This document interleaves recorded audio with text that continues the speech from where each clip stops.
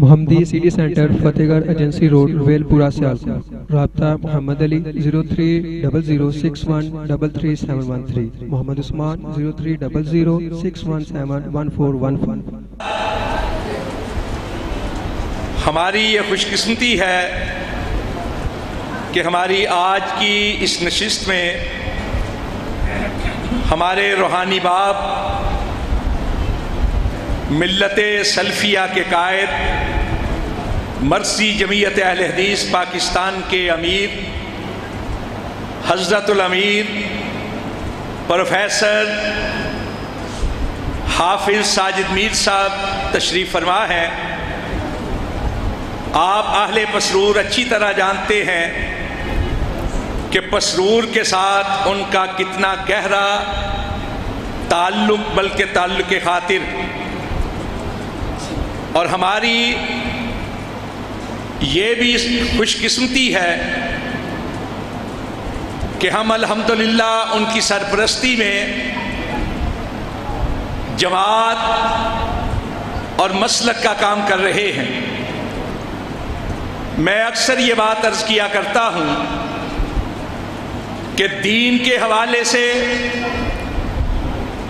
مسلک کے حوالے سے ہمارے لیے اگر کوئی ہستی ہے محبت اور نفرت کے تعلق کو ظاہر کرنے والی،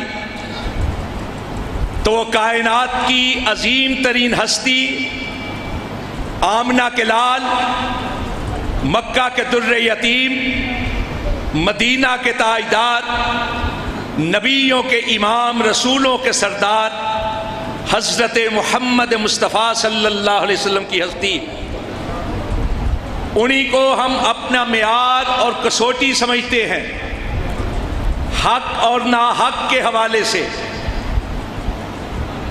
لیکن دنیاوی معاملات میں میں اپنی اور اپنے ساتھیوں کی بات کر رہا ہوں، سیاسی معاملہ ہو یا تنظیمی، اس حوالے سے اطاعت امیر اور حضرت الامیر کی شخصیت ہمارے لیے ایک کسوٹی۔ کوئی ہمارے بارے میں خواہ کیسا ہی ذہن رکھے، کتنی چاہے مخالفت کرے، اگر وہ امیر محترم کے ہاں ہے تو ہمارے سر ماتھے پر، اور اگر کوئی شخص ان کی عمارت کے ساتھ ان کی اطاعت میں نہیں، تو بھلے ہمارا کتنا ہی کوئی قریبی ہو، ہمارے لیے کوئی حیثیت نہیں رکھتا۔ ہم شرعی طور پر انہیں امیر مانتے ہیں، نظریاتی طور پر امیر مانتے ہیں، اور جب کسی کو شرعی اور نظریاتی طور پر امیر مان لیا جائے تو اس کی حیثیت احترام اور ادب میں باپ سے بڑھ کر ہوتی۔ اور یہ بات صرف کہنے کی نہیں، حقیقت بھی یہی ہے۔ الحمدللہ ان کی اطاعت علی وجہ البصیرت کی جانی چاہیے، اور صرف یہ نہیں کہ ہماری طرف سے یہ تعلق خاطر کا اظہار۔ الحمدللہ انہوں نے بھی ہر لمحہ ہماری سرپرستی فرمائی اور ہمارے سروں پر دست شفقت رکھا ہے۔ آپ کے علم میں ہے کہ امام کعبہ پاکستان میں تشریف لائے ہوئے، ان کے پروگراموں کے حوالے سے امیر محترم نے اسلام آباد میں ہونا تھا، یہ ہم پر ان کا دست شفقت ہے، ہمارے لیے مہربانی ہے کہ آپ یہاں تشریف لائے ہیں اور یہاں سے سیدھا اسلام آباد کے لیے روانہ ہو جائیں گے۔ بڑے مختصر وقت کے لیے وہ تشریف لائے ہیں، تو میں صرف کلمات تبرک حاصل کرنے کے لیے گزارش کروں گا کہ وہ ہمیں کچھ نصیحتیں فرمائیں۔ امیر محترم میر کارواں حضرت الامیر حضرت پروفیسر حافظ ساجد میر حافظہ اللہ تعالی العالمین، والصلاة والسلام على سید الانبیاء والمرسلین سیدنا و نبینا محمد وعلی آلہ و صحبہ اجمعین، اما بعد فاعوذ باللہ من الشیطان الرجیم وَإِن تُطِيعُوهُ تَهْتَدُوا۔ عزیز مکرم رانا محمد شفیق صاحب نے پسرور کے ساتھ اور ان کے ساتھ خلیق صاحب کے ساتھ اور سب سے بڑھ کر ان کے والد مکرم اور ہمارے مخدوم اور اس پورے علاقے میں کتاب و سنت کا نور بکھیرنے والے، اپنی تحریروں سے، تقریروں سے، مناظروں سے، گفتگو سے، جنہوں نے ہر ڈر، ہر خوف، ہر لالچ سے بے نیاز ہو کر، بالاتر ہو کر مسلک حق، مسلک اہل حدیث کی ترجمانی کی، اس کی اس پورے علاقے میں اشاعت کی، جناب مولانا محمد رفیق خان صاحب پسروری رحمۃ اللہ علیہ، ان سب کے ساتھ بلا شبہ اور پسرور کے ساتھ، اہل پسرور کے ساتھ میرا پرانا رشتہ ہے، تعلق ہے، جس کا انہوں نے تذکرہ فرمایا۔ اور اس کے ساتھ جماعتی ذمہ داری کے حوالے سے اس میں بھی کوئی شبہ نہیں کہ انہوں نے، ان دونوں بھائیوں نے جماعت کے ساتھ، جماعت کی قیادت کے ساتھ وفا کے تقاضے آخری حد تک نبھانے کی بھرپور کوشش کی ہے اور کامیاب کوشش کی ہے۔ اللہ تعالیٰ ان کو جزائے خیر عطا فرمائے، ان کے والد محترم پر اپنی رحمتوں کی برکھا میں اضافہ فرمائے اور ان کی قبر کو مزید منور فرمائے۔ میں نے بچپن میں پہلے بھی کہا کرتا ہوں، یہاں بھی میں نے کہا ہے، دوسرے مقامات پہ بھی کہا ہے کہ بچپن میں دین اسلام کی جو ابتدائی واقفیت ہے، اس کا ایک بڑا سورس اور بڑا منبع، اگر واحد منبع نہیں تو بڑا منبع میرے لیے حضرت مولانا محمد رفیق خان صاحب کی جمعہ کی تقاریر تھی، خطبات تھے، جو بچپن سے میں اٹینڈ کرتا رہا، جن میں حاضری دیتا رہا، اور اس کے بعد بھی الحمدللہ ان کی شفقتیں، ان کی محبت تا دم واپسی حاصل رہی، مجھے ملاقاتیں بھی رہیں۔ اللہ تعالیٰ سے ایک دفعہ پھر دعا ہے کہ اللہ تعالیٰ ان کی مغفرت بھی فرمائے، ان کو اعلیٰ درجات سے بھی نوازے۔ حضرات محترم، یہ بھی ان کا صدقہ جاریہ ہے کہ آج ہم اس مسجد میں، مسجد بھی ان کا صدقہ جاریہ، اور مسجد میں یہ اجتماع، یہ بھی مجھے یقین ہے اللہ کی رحمت سے کہ اس کا فائدہ بھی اب تک انہیں اللہ ضرور پہنچاتا ہوگا۔ اور یہ حقیقت ہے کہ اس علاقے میں جو کام جس جرأت کے ساتھ، جس ہمت کے ساتھ، بلا خوف و خطر، اپنے اخراجات پہ، اپنے خرچ پہ، اپنا ٹانگا، اپنا سپیکر، اپنا سسٹم، اور جو انہوں نے خدمات انجام دی ہیں، آج کے، میں معذرت سے کہوں گا کہ آج کے بعض علماء، سارے تو نہیں لیکن بعض علماء اس کا تصور بھی نہیں کر سکتے کہ کس للہیت کے ساتھ، کس خلوص کے ساتھ، صرف اور صرف اللہ کی رضا کے لیے اور اس کے دین کی اشاعت کے لیے انہوں نے ہر خطرہ بھی مول لیا، ہر قربانی بھی دی، اور اللہ کے فضل و کرم سے اس پورے علاقے میں کتاب و سنت کے نور کو، جیسے میں نے پہلے بھی کہا، عام کیا۔ ان جلسوں کا مقصد کیا ہے؟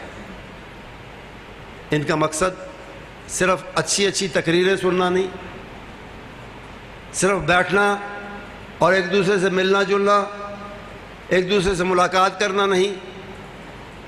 ہمارے ان جلسوں کا مقصد صرف اور صرف یہ ہے کہ ہم اللہ کا پیغام اس انداز میں اور اس خیال سے اور اس نیت سے لوگوں کو سنائیں کہ ہم بھی اور سننے والے بھی اس پر عمل کریں۔ اصل چیز میرے دوستو عمل ہے۔ بات سب کر سکتے ہیں، لیکن بات وہ وزنی ہے جس کے ساتھ عمل کی طاقت بھی ہو، اور اصل ضرورت جس چیز کی ہے وہ عمل ہے۔ نبی محترم صلی اللہ علیہ وسلم کی عظمت اور آپ کی نبوت کا وہ بھی ذکر کیا شفیق صاحب نے۔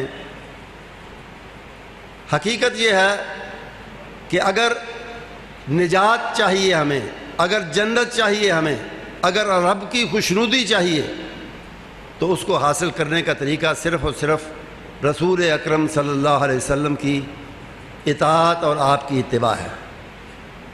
میرے دوستوں اور عزیزوں، ایک آیت کریمہ کا بڑا مختصر سا حصہ بھی میں نے پڑھا تھا، چند الفاظ پر مشتمل، لیکن ان چند الفاظ کو اگر ہم حرز جاں بنائیں، اپنا رہنما بنائیں، انہی سے سبق لیں، تو سارے ہمارے یہ جلسے، یہ کانفرنسیں، یہ ساری تگ و دو، اس کا مقصد حاصل ہو جاتا ہے اگر صرف ان الفاظ کو ہم سامنے رکھیں۔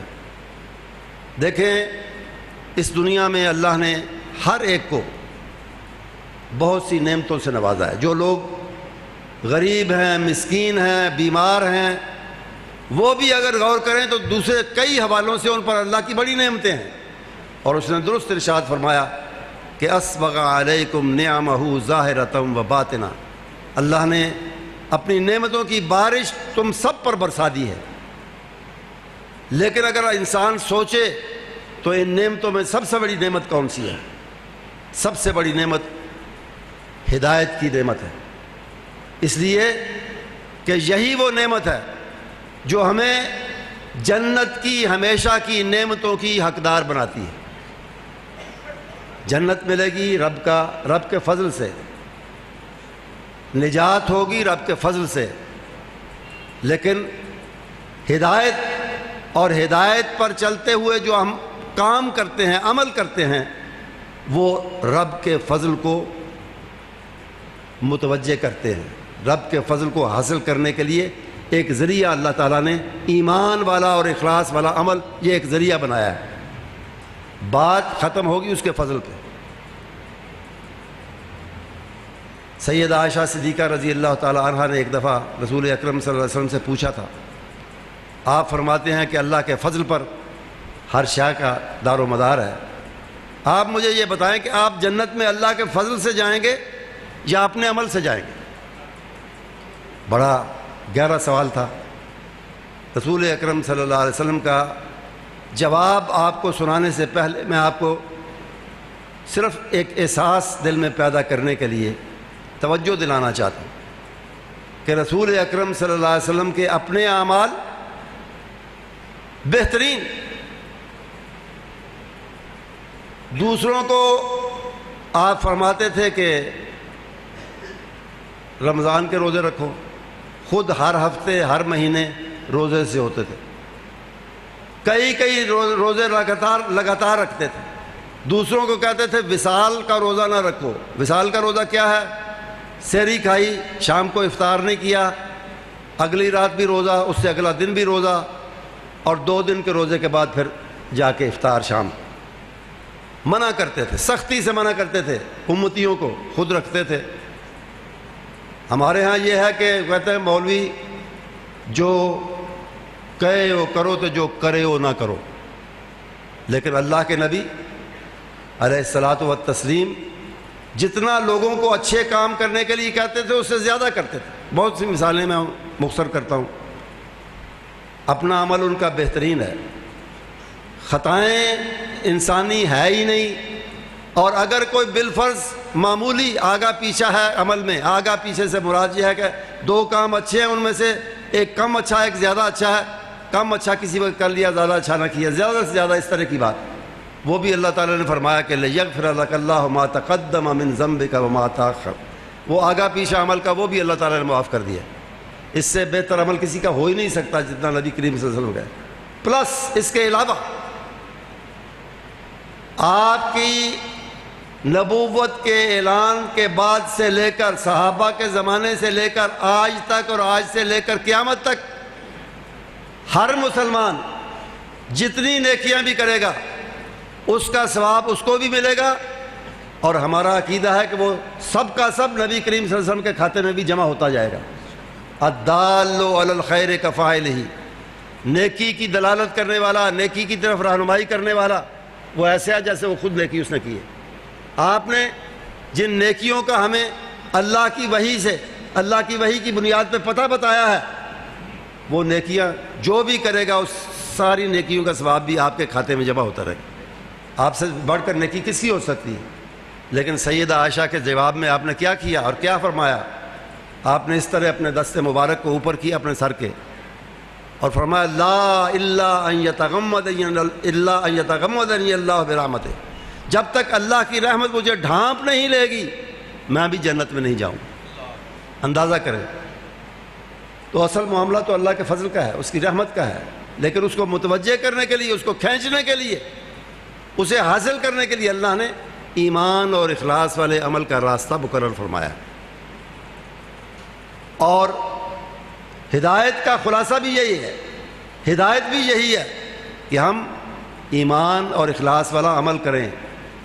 خلق الموت والحیات لیبلوکم ایکم احسن عملا، زندگی اسی لیے ملی ہے، زندگی اور موت کا سلسلہ اسی لیے اللہ نے قائم کیا ہے کہ وہ آزمائے کہ تم میں سے اچھے کام کرنے والا کون ہے۔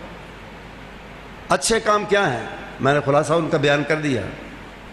اچھا کام وہ ہے جس کے پیچھے ایمان کی طاقت ہو، ایمان نہیں تو اچھے سے اچھا کام بھی اللہ کی بارگاہ میں مقبول نہیں ہوتا۔ اللہ تعالیٰ نے فرما دیا کہ بڑے بڑے پہاڑ، نبی صلی اللہ علیہ وسلم نے بتایا، بڑے بڑے پہاڑ اچھے عملوں کے، بظاہر اچھے عملوں کے قیامت میں لوگ لے کر آئیں گے، لیکن ان کے پیچھے ایمان کی اگر طاقت نہیں ہے، اگر بے ایمان نے وہ اچھے سے اچھے کام کیے ہیں، بے شک وہ ہماری شریعت نے بتائے ہوں، لیکن اگر ایمان کے بغیر اس نے کیے ہیں تو فرماتے ہیں کہ وہ اللہ ان کی طرف متوجہ ہوگا۔ قدمنا الی ما عملوا من عمل فجعلناہ ھباء منثورا، اللہ توجہ فرمائے گا ان عمل کے پہاڑوں کی طرف جو ایمان کے بغیر ہیں، وہ سب ہوا میں ریزہ ریزہ ہو کے، ذرہ ذرہ ہو کے اڑ جائیں گے، ختم ہو جائیں گے، ان کا وجود ہی ختم ہو جائے گا۔ فلا نقیم لہم یوم القیامۃ وزنا، ان کا کوئی وزن نہیں ہوگا، وہ بے وزن ہو جائیں گے اور ان کا وزن ہی نہیں کیا جائے گا۔ ایمان پہلی شرط ہے احسن عمل کے لیے، اچھے عمل کے لیے۔ دوسری شرط اس کے لیے کیا ہے؟ دوسری شرط اخلاص ہے، صرف اللہ کی رضا کے لیے کرو۔ نبی اکرم صلی اللہ علیہ وسلم نے بڑے بڑے عملوں کی مثالیں دی ہیں کہ اگر وہ اخلاص کے بغیر کیے جائیں، ریاکاری کے لیے کیے جائیں، لوگوں کو دکھانے کے لیے کیے جائیں، تو وہ بھی اللہ کی بارگاہ میں قبول نہیں ہوں گے۔ سخاوت، علم حاصل کرنا، اس کو پھیلانا بڑے عمل ہیں۔ شہادت ان سب سے اونچا عمل ہے، اللہ کی راہ میں شہید ہو جانا، لیکن اگر یہ عمل بھی اخلاص کے بغیر ہے تو یہ قبول نہیں ہوں گے، بلکہ الٹا جہنم میں لے جانے کا سبب بنے گے۔ ہجرت بہت بڑا عمل ہے، کتنا بڑا عمل ہے اس کا اندازہ آپ کریں۔ عمرو بن عاص اسلام کے سخت ترین مخالفین میں سے تھے، اور دوسری طرف عرب کے ایک بڑے دانشور بھی تھے۔ دیر سے ذرا سمجھ آئی، لیکن جب آئی تو ایمان لانے کے لیے مدینے حاضر ہوئے، نبی کریم صلی اللہ علیہ وسلم کی خدمت میں آئے۔ آپ بڑے خوش ہوئے کہ عمرو بن عاص جیسا بڑا آدمی عرب کا، دانشور عرب کا، وہ مسلمان ہونے کے لیے آیا ہے۔ ہاتھ بڑھایا آپ سے بیعت کرنے کے لیے، آپ نے بھی بڑھایا، اس نے پیچھے کر لیا۔ ما ھذا یا عمرو، یہ کیا کیا تم نے؟ چل کے آئے ہو مکے سے مدینے، کہتے ہو مسلمان ہونے کے لیے آیا ہوں، بیعت کے لیے آگے بڑھایا، ہاتھ بڑھایا، میں نے بڑھایا، تم نے پیچھے کر لی، یہ کیا ہے؟ انہوں نے کہا اشترط، میں ایک شرط لگانا چاہتا ہوں۔ سیانا آدمی تھا نا، دانشور تھا، عقل مند آدمی تھا، میں شرط لگانا چاہتا ہوں۔ آپ نے فرمایا ماذا تشترط، کیا شرط لگا؟ اس نے کہا جی میں نے آپ کی بڑی مخالفت کی ہے، آپ سے بڑی دشمنی تھی میری، آپ کے دین کی مخالفت کی ہے، اگر میرے ذاتی گناہ اور یہ ساری مخالفتیں معاف ہونی ہے تو میں مسلمان ہوتا ہوں، ورنہ مجھے ضرورت نہیں ہے۔ تو آپ نے فرمایا کہ اما علمت یا عمر ان الاسلام یہدم ما کان قبلہ وان الہجرۃ تہدم ما کان قبلہا، تمہیں پتہ نہیں مسلمان ہوتے ہی پہلی زندگی کے سارے گناہ معاف ہو جاتے ہیں، لا الہ الا اللہ میں اتنی طاقت ہے۔ اور تمہیں پتہ نہیں کہ ہجرت وہ عمل ہے کہ ہجرت کرتے ہی سارے گناہ معاف ہو جاتے ہیں، تو ہجرت اتنا بڑا عمل ہے۔ لیکن آپ صحیح بخاری کی پہلی حدیث پڑھ لیں، من کانت ہجرتہ الی اللہ ورسولہ فہجرتہ الی اللہ ورسولہ، جس کی ہجرت اللہ اور رسول کے لیے، دین کے لیے اخلاص پر مبنی ہے، اس کی ہجرت قبول ہوگی۔ بڑے سے بڑا عمل اخلاص کے بغیر قبول نہیں ہوتا۔ تیسری بات، کسی عمل کی قبولیت کے لیے، اسے اچھا اور احسن عمل بنانے کے لیے تیسری شرط یہ ضروری ہے کہ وہ سنت کے مطابق ہو، کتاب و سنت کے مطابق ہو۔ اس کی دلیل کیا ہے؟ اللہ نے فرمایا سورہ محمد صلی اللہ علیہ وسلم کے آخر میں، اطیعوا اللہ واطیعوا الرسول ولا تبطلوا اعمالکم، اللہ اور رسول کی اطاعت کرو اور اپنے عملوں کو ضائع نہ کرو۔ کیا مطلب؟ ایک ہی جملے میں دو جملے جو سموئے ہیں، دو باتیں، ان کا مقصد کیا ہے؟ کہ اگر اللہ اور رسول کی اطاعت کے دائرے سے تم باہر نکلے تو تمہارا کوئی عمل قابل قبول نہیں ہوگا۔ لا تبطلوا اعمالکم، وہ باطل ہو جائے گا عمل جو اطاعت کے دائرے سے نکلا ہوا ہے۔ صحابہ میں اور ہماری زندگی میں مین اور بڑا فرق کیا ہے؟ ان کے نزدیک حب رسول کا مطلب، ایمان کا مطلب، ایمان کا تقاضا، حب رسول کا تقاضا نبی کریم صلی اللہ علیہ وسلم کی اطاعت تھی۔ اور ہم الا ماشاء اللہ نبی کریم صلی اللہ علیہ وسلم سے محبت کا دعویٰ کرتے ہیں، ایمان کا دعویٰ کرتے ہیں اللہ رسول پر، لیکن اللہ رسول کی بات ماننے کے لیے تیار نہیں۔ میں حیران ہوتا ہوں، لوگ کہتے ہیں ہم اہل حدیث ہیں، نماز نہیں پڑھتے۔ وہ کیسا مسلمان ہے اور کیسا اہل حدیث ہے؟ اہل حدیث تو بہترین مسلمان ہوتا ہے، اصل مسلمان ہوتا ہے اللہ کے فضل سے۔ وہ کیسا اہل حدیث ہے جو نماز نہ پڑھے؟ دین کا ایک بنیادی حکم اس کو پورا نہیں کرتا، باقی کو کیا کرے گا؟